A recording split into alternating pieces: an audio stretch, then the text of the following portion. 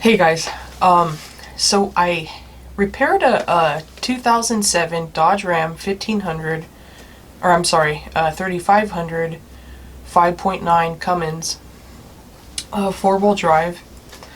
The DTCs I'll show you right now. I took a picture off my scan tool.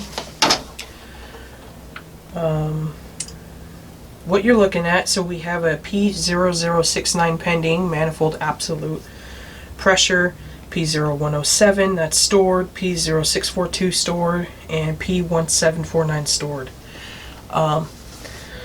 Basically what I did first, I'm not going to be able to show the repair. I've already fixed and repaired this vehicle. Where I started with this was I pulled up the wiring diagrams for the map sensor first, and also for that transmission throttle valve actuator, and I printed both those diagrams out. I found that both of those are sharing the same 5-volt reference. So what I decided to do was I checked that map sensor first, and I found no faults with that. I backprobed it. We have 5 volts. Our readings are good. Scan tool data was good. So I then jumped to the transmission throttle valve actuator itself, and I pulled up the wiring diagram for that. Like I said, I'll show you that diagram. Here is the wiring diagram. I will show you underneath the truck where the transmission throttle valve is and the connector. I'm not going to take it off. So what I did, based on the code, with the sensor circuit being low, unfortunately I don't have a scope yet. So as soon as I buy a scope, I could get further into detail with this and take a look at this stuff a little bit better. But what I did was I attempted to set the opposite code. So what I wound up doing was I found the 5-volt supply is a yellow and pink wire, and our sensor signal is orange.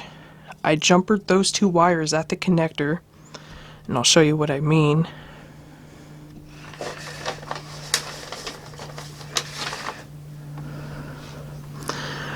Here's the throttle valve actuator. I wound up replacing this on this truck already.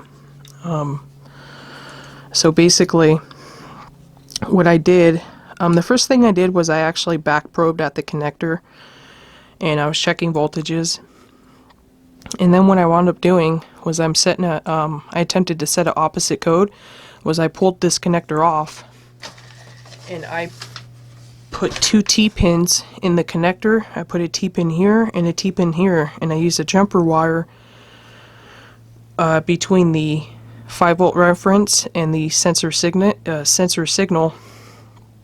and check the DTCs, and sure enough, P1750 did set, which is the opposite. It's a sensor circuit high. So I wound up replacing this part. So when I basically set the opposite code, that confirmed for me that this transmission throttle valve actuator is at fault, and it's the component itself and not the wiring. So it's been about, I think, 2,000 miles that the customer's put on this truck since the repair has been made, and there's been no problems. I'll show you underneath. I'm not going to pull off the connector and actually set the opposite DTC. I already made the repair. But I'll try to give you a shot of the throttle valve actuator on there and the connector. Be careful if you're going to attempt this test, because if you're setting the opposite code, there are I believe there's 2 yellows.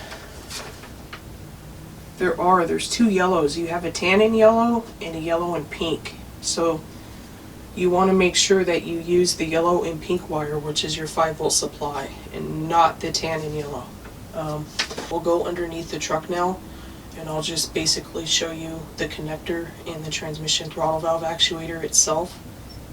It's kind of hard to get a shot under there, so bear with me. So hopefully this could help you guys. Okay, so there's the throttle valve actuator above that connector there that you see. Sorry I can't get a good angle or shot of it. And that connector there, that's the one that you're going to pull off. You see that gray connector there with the blue mark? That blue mark right there to the right, that's the connector that you're going to pull that off. When you pull that off, make sure your truck is off, the ignition off, no accessories. Just make sure everything's off, the keys out when you pull off that connector. And you're going to grab that jumper wire. I used 2 T-pins inside of the connector, and then I hooked up my jumper wire. It was kind of hard for me to backprobe, but pull that off, and then like I said, maybe grab 2 T-pins, use a jumper, and connect between the yellow, pink and yellow, and the orange, and then turn the ignition on, but don't start the truck, and recheck the code again. So before I end the video, I just want to remind you of 2 things. If you do have a check engine light and you have a p1749 stored, if you attempt to do what I did and set that opposite DTC to confirm if the actuator is at fault or not, make sure that you delete or erase all the present fault codes in memory first. If you don't do that, the test will be invalid. Second,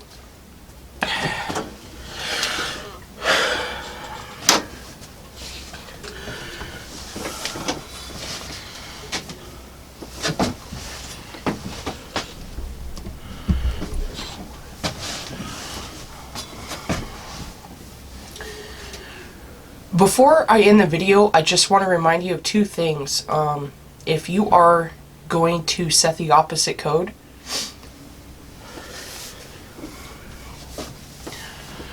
before I end the video, I want to remind you of 2 things. If you do have a check engine light on and the trouble code is a P1749 and you're going to attempt to set the opposite code, make sure that you erase all the present fault codes in memory first. If you don't do that, this test will be invalid. So it's very important that you clear all the codes first before you disconnect this connector and do the jumper and try to set the opposite code. Secondly, this actuator, if you do replace this actuator, it needs to be recalibrated if you install a new one on your vehicle. And it's very easy to do. Once you install the new one, you're going to turn the key on but ignition off, so don't start the vehicle. Just turn it on and let it sit for about 30 seconds. I did that 3 times. And I let it sit, I think it sit for like a minute. I didn't do 30 seconds. I was comfortable with a minute, and I did it 3 times and I didn't have any problems. The ECM is going to recalibrate that back to 0.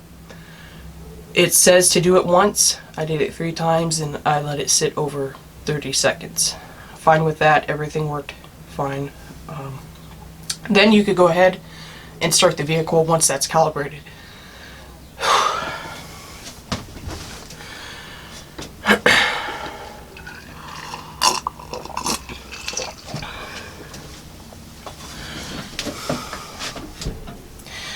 Before I end the video, I just want to remind you, if you do have a check engine light and that code is a P1749 and you do attempt to set the opposite code, make sure that you erase all those fault codes first. If you don't erase those present codes that you have first, this test will be invalid. Second, if you do wind up replacing this actuator, it needs to be recalibrated. And all you do is when you install the new one, you turn the key on but ignition off, so don't try to start the truck. And I think you let it sit for about 30 seconds. When I did it, I let it sit for about a minute, and I cycled 3 times. So I turned the key on, let it sit for a minute, turned it back off, turned it on, let it sit for a minute, turned it off, turned it on, let it sit for a minute, turned it off. And after I did that 3 times, I then started the vehicle. I didn't have any problems. The ECM needs to recalibrate this back down to 0. Do not skip that step if you replace that. It's very, very important. I hope this video can help you guys. Please hit that like and subscribe. Thank you.